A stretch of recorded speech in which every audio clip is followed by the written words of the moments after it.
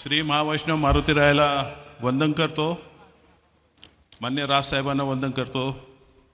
आजच्या सभेला जमलेले माझे सर्व सहकारी आणि उमेदवार कल्याण पश्चिमचे उल्हास भोईर, बदलापूरच्या आमच्या संगीताताई चंदवणकर, उल्हासनगरचे भगवान भालेरावजी आणि मान्य राजसाहेबांना या आज शुभारंभाच्या सभेसाठी ऐकण्यासाठी उपस्थित सर्व राजसाहेब प्रेमी, माझे सहकारी, परिसरातील बंधू आणि भगिनी आणि मातांनो, अर्थात एक सोडून आज माझी बायको पण आली.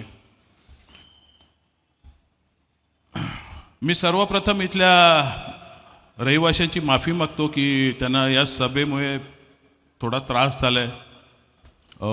ट्रॅफिक झाली आजूबाजूला, कालपासून सभामंडप बांधताना त्यांना काय त्रास झाला असेल, मनापासून माफी मागतो. कारण दुसरा पर्याय नाही आहे. निवडणुका आल्या की आपल्याला इथे सभा घेणं हे आमचा एक नाईलाज असतो.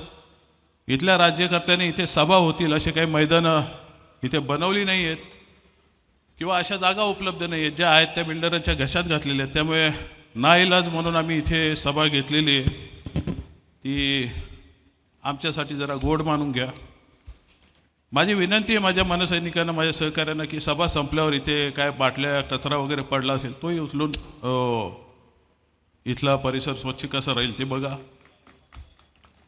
सर्वप्रथम मी मावळते मुख्यमंत्री एकनाथराव शिंदे आणि त्यांचे सुपुत्र श्रीकांत शिंदे यांचे आभार मानतो की त्यांनी इथे उमेदवार दिला.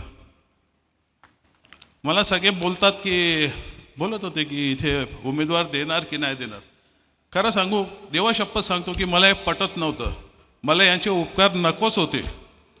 जो त्रास मला या लोकांनी 5 वर्ष दिलेला आहे त्या त्रासापोटी, आणि तो त्रास मला कुठेतरी बंधनकारक ठरला असता, यासाठी मला यांचे उपकारच नको होते.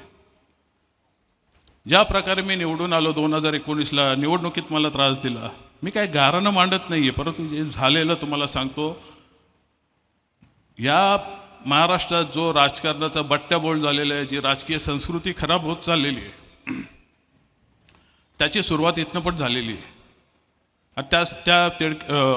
त्या रागापोटी मी बोलतोय असं समजा. निवडून आल्याबरोबर मी कुठलं पहिलं काम केलं असेल तर आंध्रामध्ये एका महिला भगिनीवर एक अत्याचार झालेलं होतं आणि त्यावेळेस तिथे जो दिशा कायदा आला, त्या धर्तीवर या महाराष्ट्रात एक कायदा असायला पाहिजे महिलांच्या सुरक्षितेसाठी, याची पहिली मागणी केली. आणि ती मागणी करणारा मला सांगायला अभिमान वाटतो की महाराष्ट्र नवनिर्माण सेनेचा आमदार म्हणून मी सर्वप्रथम होतो. आज तो कायदा शक्ती कायदा रूपाने दोन्ही हाऊसमध्ये पास होऊन केंद्र सरकारकडे पेंडिंग आहे. केंद्र सरकार लवकरच त्याच्यावर निर्णयही घेईल. आमदार झालो, नौका होतो. तसं काही राजकारण माझं हार्डकोर, मी राजकारणी नाही आहे आणि हे राजकारण माझा धंदा तर बिलकुल नाही आहे. परंतु हे होत असताना कोविड चालू झालं दुर्दैवाने, आणि कोविडमध्ये आपलं सर्व लॉकडाऊन आणि सर्व परिस्थिती जी आपल्यासमोर आली, मला सांगायला तो काळ खराब होता, परंतु सांगायला अभिमान वाटतो की माझ्या सर्व सहकाऱ्यांनी जी मेहनत घेतली इथे, मी स्वतः माझं हॉस्पिटल कोविडसाठी इथे दिलं, तुम्हाला माहिती असेल. या कोविड काळात आम्ही सर्व मनसैनिक रस्त्यावर होतो. मग ते रेशनिंग पुरवायचे असेल किंवा अजून काय आलेलं, तेव्हा रेमडेसिवीर आलं, ते आर्सेनिक अल्बम आलं, अजून कुठल्या गोळ्या वाटल्या. जे वाटेल ते आपण वाटायचो आणि सर्व कामं करायचो. या सर्व कामांसाठी माझे जे मनसैनिक सगळे उतरले होते त्यांचे आज मी जाहीर आभार मानतो. अनेकांना कोविड झालं, मला स्वतःला 3 वेळा कोविड झालेलं आहे. जे आज लोक बोलतात ना की घरात बसून बसले, आम्ही घरात नाही बसलो. 3 वेळा आम्हाला कोविड झालेलं आहे. आधी भोगतोय ते. थोडा सर्दी खोकला झाला, त्रास होतोय. काही लोकांनी, माझे एक उमेदवार आहेत आता समोर, त्या उमेदवाराने रेशनिंगचे तांदूळ घेऊन वाटले लोकांना. आम्ही स्वखर्चाने वाटलेले. माझे इथले माजी आमदार ते समोर उभे आहेत, सुभाषदादा पाटील, माझ्या भावासारखे आहेत. परंतु निवडणुका आल्या तर त्यांनी काय केलं, मी काय केलं, याचा उहापोह होणार आहे. ते जर सांगत असतील की मी कामं केली, तर त्यांची केलेली कामं मी तुम्हाला सांगतो. या भागात टोरेंट त्यांनी आणली, डायगरचा डम्पिंगचा प्रकल्प त्यांनी आणला, आमची 27 गावं त्यांनी महापालिकेत ढकलली. ही कामं त्यांनी केली आणि अशी कामं केल्यावर ती कामं निस्तरता मला ती सावरासावर करायला लागली. टोरेंटचं आंदोलन मी केलं, मी त्या लोकांसोबत गेलो, अजूनही जातोय. 27 गावांचा विषय मी मार्गी लावला. तिथे या बाप बेट्याने आणि दोन्ही मुख्यमंत्री उद्धवजी ठाकरे आणि एकनाथ शिंदे हे मध्ये आले, आडवे आले. मूळ मागणी आमची 27 गावांची होती, 17 गावं 18 गावं आमची बाहेर काढली. आज ती गावं अशीच खितपत पडलेली आहेत. एक यांचा उमेदवार इथे मनसेचा उमेदवार काय निवडून आला, यांनी या पूर्ण भागाचं बट्ट्याबोळ करायचं ठरवलं. अनेक वेळा मला त्रास दिला, परंतु मी कधी घाबरलो नाही त्याला, त्या गोष्टींना घाबरणारही नाही. तुम्हाला माहिती आहे, मी मागच्या वेळेस 5 वर्षापूर्वी जेव्हा मान्य राजसाहेब DNCला आलेले तेव्हा बोललेले की सक्षम विरोधी पक्ष म्हणून आम्हाला निवडून द्या. एवढे आमदार आमचे उमेदवार उभे नव्हते. सक्षम विरोधात पण असून पण कशी कामं आणू शकतो हे मी या मतदारसंघात दाखवले. त्याचं जिवंत उदाहरण म्हणजे कल्याण लोकसभा मतदारसंघात आजही कल्याण ग्रामीण मतदारसंघ जो आहे त्याच्यात सर्वात जास्त कामं आलेली आहेत. ह्या आम्ही केलेल्या विरोधामुळे आलेली आहेत. अनेक अशी कामं असतील, बरीचशी कामं आमची दिली आम्ही की ती ओव्हरलॅप करून स्वतःचं लेटर देणार आमचा बाबड्या आणि सांगणार बाबा ही कामं माझ्या नावावर टाका. कामं आली का, आम्हाला कामं आल्याशी मतलब आहे. पाट्या तुम्ही लावा, काही करा. आज तुम्ही बघाल इथे समर्थनगरचं खूप पाणी साठायचं, आता पाणी साठत नाहीये. त्यामुळे माझे तुम्हाला सर्वांना हे की स्वामी समर्थ आपल्या पाठीशी, त्यांचा आशीर्वाद आपल्याला आहे. त्यामुळे सर्व काही व्यवस्थित होईल. हे लोक आता कुठल्याही थराला जातात. तुम्ही बघताय राजकारण कसं चाललंय. काही आरोप करणार, काही सहकार्यांना कोणाला अडकवायला बघणार. या आम्ही तयार आहोत, आम्ही नाही घाबरत. मला बघायचं ते, मला खरंच सांगतो, मी मान्य राजसाहेबांनाही सांगणार आहे की साहेब बरं झाला यांच्या मागे आपण लागलो नाही. कारण 5 वर्ष जो माझ्या सहकार्याने याने त्रास दिला तो वाचपा मला काढायचे. जो घाणेरडं राजकारण केलं, आमच्या भागातलं राजकारण या बाप बेट्याने इथे बिघडवलेलं आहे. मग तो गणपत शेठ गायकवाड असेल किंवा त्यांचे इतर सहकारी असतील, यांनी फक्त स्वतःचा स्वार्थ बघण्यासाठी इथे राजकारण केलेलं. हा राजकारण आम्हाला इथे संपवायचं आहे. खूप अडचण झाली मला लोकसभेला यांचा प्रचार करताना, परंतु मान्य राजसाहेबांचा शब्द आम्हाला प्रमाण असतो आणि तो आम्ही खरा करून दाखवला. मला माहीत होतं ही लोक काम नाही करणार. माझे सहकारी बोलत होते की तुम्हाला सीट सोडणार, नाही सोडणार. मला शब्द दिला होता डॉक्टर श्रीकांत शिंदेनी की तुम्ही मला मदत करा, तुमच्या या गावांसाठी मी काहीतरी बाबाकडनं निधी आणून देईन. त्याप्रमाणे मी 69 कोटीचा निधीसाठी पत्र दिलं. माझी गावं आहे तिथे स्थानिक स्वराज्य संस्था नाही आहे, इथे नगरसेवक नाही आहेत. गटार पायवाटा ही आमची कामं नसली तरी आम्हाला मतदानासाठी किंवा मतं मागायला जातो तेव्हा सांगावं लागतं लोकांना तुमची सगळी कामं आम्ही करू. ती या भरोश्यावर सांगत असतो की इथे नगरसेवक असतो, त्याच्यामार्फत आम्ही काही कामं करू शकत असतो. ती कामं मी मागितलेली, ती कामं 4 महिन्यापूर्वी यांनी हळूहळू करत मला नकार दिला. मला त्याच वेळेस कळलेलं यांच्या दांतीत खोट आहे आणि ते खरं पडलं. आज जे काय झालं, मी जे काय केलं प्रामाणिकपणे केलं. जे कल्याण शिळफाटा रोड आहे, पूर्वी शिळफाटा बघितला असेल तुम्ही 5 वर्षापूर्वी, किती हे होतं, छोटा भाग होता. आज तिथली ट्रॅफिक सुरळीत होती. माझा शाश्वत कामं करण्यावर विश्वास आहे. एका भागाचं पाणी कमी करून दुसऱ्या भागात सोडण्याचं माझं काम नाही, मला ते पटत नाही. सध्या परिस्थिती अशी आहे, मला माहिती आहे माझ्या लाडक्या बहिणींना, माझ्या आयांना बहिणींना त्रास होतोय पाण्याचा. त्यांची संवेदना मी अगदी जाणून आहे. परंतु त्यासाठी मी गेली 3.5-4 वर्ष अमृत योजना पूर्ण करायच्या मागे लागलेलं आहे. अमृत योजनेचा 85% काम पूर्ण झालेलं आहे. तर 4 महिन्याच्या अंतरात आसपास निवडणूक आहे म्हणून बोलत नाहीये, खरोखर त्याच्या मागे लागलोय. कोळेगावची टॅपिंग आपली झाली की या 16-17 गावांचा पाण्याचा प्रश्न नक्की निकालात निघणार आहे. पलावाचा पूल याने वर्क ऑर्डर नसताना चालू केलेला, याची फायनल डिझाईन नव्हती, यांनी पिलरचं काम चालू केलेलं. एक पिलर त्या गेलच्या लाईनवर येत होता, गॅस लाईनवर, ती लाईन चेंज केली, तो पिलरची डिझाईन चेंज केली.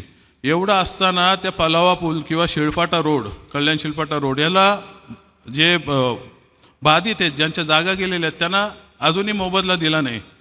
तिथे हाच राजेश मोरे माझ्यासोबत आला आणि सांगतो की त्या पोरांचं आंदोलन सोडून टाक, आपण हे करणार आहे. खासदार तेव्हा त्यांच्याशी बोललेले. काय झालं त्याचं उत्तर त्यांना आल्यावर विचारणार आम्ही लोक. मी कसं तरी यांच्या मागे लागून पलावा पूल व्हायला पाहिजे म्हणून त्याचा एक 19-20 कोटीचा मोबदला त्या लोकांना द्यायला लावला. मुख्यमंत्र्यांनी तेव्हा मान्य पण केला आणि तो दिला आणि आज पलावाचे दोन्ही साईड आहेत, त्याचं काम पूर्णत्वास निघत आहे. मी विरोधाला विरोध करणारा माणूस नाही आहे. ज्या वेळेस MIDCतले रस्ते वारंवार हे बॅनर लावत होते फक्त की रस्ते होणार, त्यावेळेस मी त्याच्यावर टीका केली, उलटे बॅनर लावले यांच्या अभिनंदनाचे. माननीय मुख्यमंत्र्यांनी जेव्हा उद्घाटन केलं तेव्हा मला त्यांनी टोमणा मारला की राजू शेठ आता बॅनर लावावे लागतील. आम्ही मोठ्या मनाचं त्यांच्या अभिनंदनाचे बॅनर तेव्हा आम्ही लावलेले. आम्ही कोत्या मनाचे नाहीत आणि खोट्या मनाचे तर बिलकुल नाही आहोत. त्यामुळे जो काही विरोध झाला असेल किंवा जे काही गोष्टी बोललो असेल ते इथल्या जनतेने आम्हाला निवडून दिले आहे. त्यांच्या प्रेमाखातर त्यांची कामं होण्यासाठी आम्ही तो विरोध केलेला आहे. आज जो इथला मी बोललो मगाशी की इथे आम्हाला शाश्वत विकास करायचे, लोकांना भविष्यात जास्तीत जास्त काम कसं त्याचं सुरळीत होईल यासाठी काम करायचे. मग तो पाणीकोटा वाढवण्याचा असेल. आज KDMCचा हक्काचा आपला स्टेमचा 140 MLD पाणीकोटा नवी मुंबईला जो दिला होता त्याचा स्वतःचा डॅम झाला, मोरबे डॅम झाला. तो पाणीकोटा आता आपला हक्काचा आहे, पण तो कोणी राजकारणी तो मागत नाही. मी त्याची मागणी केली वारंवार. या लोकांना तो ठाण्याला पळवून न्यायचा आहे. 5-5, 10-10 MLD करून ते पळवत आहेत, परंतु मी अजूनही दटून आहे. खरंच भावानो बहिणींनो सांगतो की माझ्यासारखा माणूस इथे नसला, तुम्हाला योग्य वाटत असेल त्याला मतदान करा, परंतु गेला की हा पाणी चोरणार आहे. हे चोरच आहेत, मग ते आमदार असो का पाणी असो, हे चोरणार. त्यामुळे सर्व यांच्यावर व्यवस्थित लक्ष ठेवून मी आहे. इथला MMR रिजनसाठी बारवी डॅमच्या धर्तीवर एक म्हाडा आणि MMRD कडनं एक धरण असावं याची मी मागणी केली. माननीय मुख्यमंत्र्यांनी ती मान्य केली, धन्यवाद त्याबद्दल त्यांचं. परंतु तो डॅम काय असं उगवणार नाही आहे 1-2 वर्षात. त्यासाठी माझा पाणीकोटा आम्हाला पाहिजे. माननीय मुख्यमंत्री इकडे आल्यावर तो पाणीकोटा आम्हाला देणार का, हा माझा त्यांना प्रश्न आहे. त्यांनी जाहीर सभेतनं ते जाहीर करावं. आमचे जे मोबदला कल्याण शिलपाटा रस्त्याचे बाधित आहेत त्यांना जो 300 कोटीचा मोबदला साधारण द्यायचा आहे तो ते देणार का, ते त्यांनी इकडे आल्यावर सांगावं. माझे अनेक प्रश्न आहेत, अनेक इथे सभा होणार आहेत, अनेक चौक सभा होणार आहेत. त्या वेळेस त्यांना ते प्रश्न विचारणारच आहेत. पलावा जंक्शन तुम्ही पाहिला असेल, पलावा जंक्शनमधला जो दुसरा पूल आहे त्याचा तो पूल यांची ती अनधिकृत बांधकामं वाचवायला त्यांनी वेडावाकडा घेतलेला आहे. आजही तो पूल तयार करत नाही आहे आणि ट्रॅफिक होते. तुमचा आमदार काय करत नाही, आरोप आमच्यावर करणार. 50 फुटावर एक चौक असल्यावर ट्रॅफिक नाही होणार तिथे. ती अनधिकृत बांधकामं एकदा KDMCने तोडली होती. खासदारांना 1000 वेळा सांगितलं असेल तोडत नाही, मुख्यमंत्र्यांना सांगितलं तोडत नाही आहेत. का तर राजू पाटीलला त्रास द्यायचा, त्याला बदनाम करायचं. अरे आम्ही असे बदनाम होणार नाही. लोकांना माहिती आहे, आमचं काम पण माहिती आहे, आमचं नाव पण माहिती आहे. तुमच्यासारखे धंदे आमचे नाही आहेत. त्यामुळे माझा त्यांना तोही प्रश्न आहे, आल्यावर त्यांनी इथनं सभेतनं उत्तर द्यावं की हे बांधकामं तुम्ही तोडणार आहात का, तोडणार तर कधी तोडणार आहात. पाण्याचा प्रश्न असेल, रस्ते वाहतुकीचा असेल, रेल्वे समांतर रस्त्याची मागणी करतोय. 2004ला माननीय हरिश्चंद्रदादा पाटील इथले आमदार होते डोंबिवलीचे, एकनाथराव शिंदे ठाण्याचे आमदार होते. त्या दोघांनी मिळून प्रस्ताव मांडला होता की कोपर दिवा मुंब्रा रेती बंदर हा रेल्वे समांतर रस्ता असला पाहिजे. तुम्ही पाहिलं असेल आता या पावसाळ्यात पाणी साठलं, यांचे मंत्री आमदार पायी जात होतं, बरं झालं ते. पण तो रस्ता खूप गरजेचा आहे. कल्याण शिलपाटा रोडला तुमचे पर्याय जोपर्यंत तयार होत नाहीत तोपर्यंत त्या रस्त्यावरची ट्रॅफिक कमी होणार नाही आहे. त्यासाठी तुम्हाला अनेक रस्ते बांधायला लागतील. मोठे मोठे रस्ते काढतायत, पण कल्याण शिलपाटा रोड मोकळा होईल याचं कोणी उत्तर देत नाही, याचा कोणी उपाय करत नाही. माझा त्या एकनाथराव शिंदेना प्रश्न आहे की इथे आल्यावर तुम्ही उत्तर द्याल का की कोपर दिवा आमचा रेतीबंद रस्ता देणार आहात का. नसेल देणार तर तुमची जबाबदारी आहे की त्यांना गेट आउट करा. मी प्रश्न अनेक उचललेले आहेत. 14 गावांचा आज 15 वर्ष झाले ती गावं नवी मुंबईत जाण्यासाठी झगडत होते. माझी आमदारांनी काय नाही केलं. तिथे एक शब्द नव्हता काढला की तिथे गेल्यावरती 14 गावं काढायला हवीत. परंतु आता ती 14 गाव काढली. मी पाठपुरावा केला. आता येत्या 5 वर्षात तिथे 5 ते 6 हजार कोटीचा तिथे निधी येणार आहे, त्याचे डेव्हलपमेंट होणार आहे आणि त्याचं काम चालू होणार आहे.